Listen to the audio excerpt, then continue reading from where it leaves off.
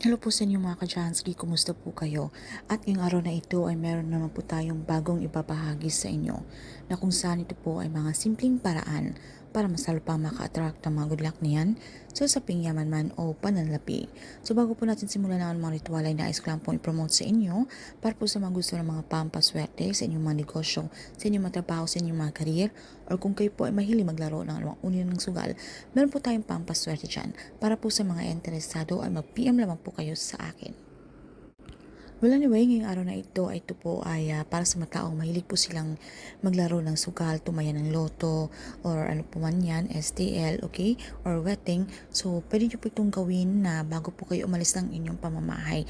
Lalo po kung kayo po ay laging minamalas, okay, na maila po sa inyo ang buenas, okay, para kung ano po yung mga kamalasan na kapit dyan. So, pwede nyo pong gawin sa pamamagitan lamang po ng asin at luya. So, alam nyo ba ng asin ito po ay malakas po magtanggal ng mga negative energy, okay? Kung ano man po yung mga hadlang. Dahil po, tila kailap sa inyo ang swerte, kayo po ay kinakapitan ng kamalasan. At ito naman pong luya ay mainam din po ito, okay? Sa pag-attract ng mga swerte. So, yung luya po ay kahit kumuha lamang po kayo ng maliit na slice, okay?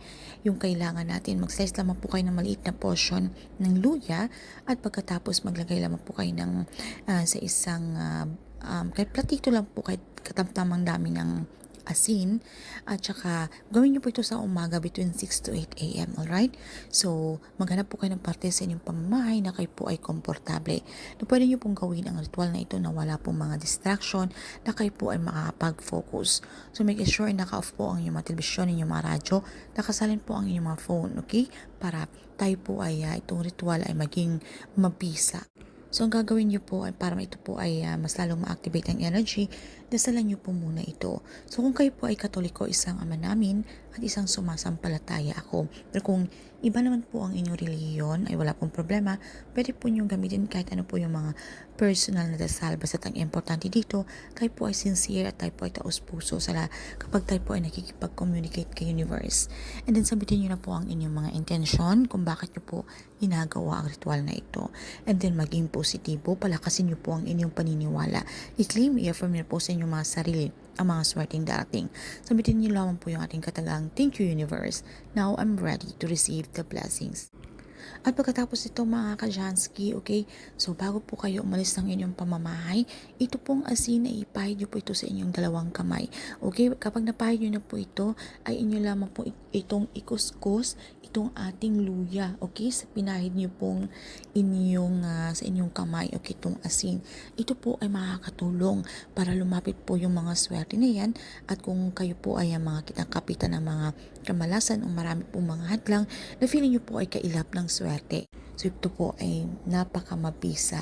So gawin nyo lamang po ito kapag kayo po ay alis ng bahay, kayo po ay maglalaro, kayo po ay tataya, okay? So kinakailangan sa araw na yan, kayo po ay positibo, na wala po kayong dinadalang mabibigat na mga problema, kayo po ay galit, kayo po ay may kaaway, okay?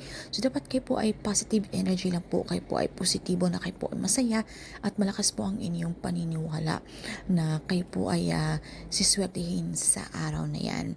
So, ayun lamang po ng mga ka-Jansky. And syempre, paalala lamang po na itong mga pampaswerte ay isang gabayo, inspirasyon lamang. So, hindi po ito tipong kayo po ay ini-encourage ko pong malulung po kayo sa mga ganitong bisyo.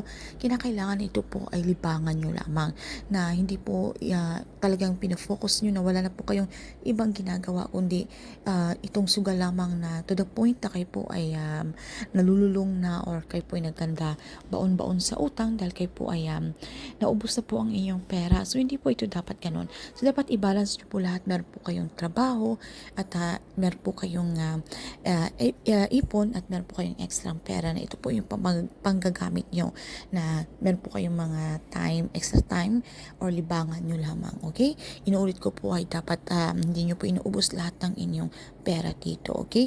Dahil ito po mga pampaswerte ritual, at kapag ito lamang po ay kayo po ay talagang lulong, or ito po ang laging yung inasahan, hindi po ito mag-work sa inyo. So, dapat i-comfortable nyo lamang po ang inyong mga sarili, at i-balance nyo po, okay, ang lahat. So, dapat maging positibo, at maging positibo na kayo po ay iniisip nyo po yung mga gandang bagay na mangyayari sa hinarap.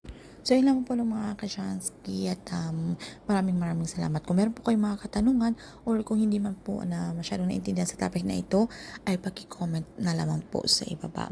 And bago po tayo magpaalam, ay nais ko lang pong paalalahanan yung ating mga followers or ating subscribers na mag-ingat po kayo sa mga kumakalat ng mga scam or kung meron pong mga nagpi-PM sa inyo na ginagamit po yung ating pangalan na sila po ay naghihingi ng mga personal details ninyo. So, kung kahit na kapangalan po natin, i-check nyo po yung number of followers, okay? Na kung ito po ay 400,000 plus na, okay? Yan po yung ating legit na page. And then kung sa YouTube naman, ayun po yung ating nasa 200 plus thousand na po tayo, okay? So kayo po ay maging maingat para iwas na ma-scam po kayo. So yun lang po mga ka-chance, maraming salamat. See you again or next one.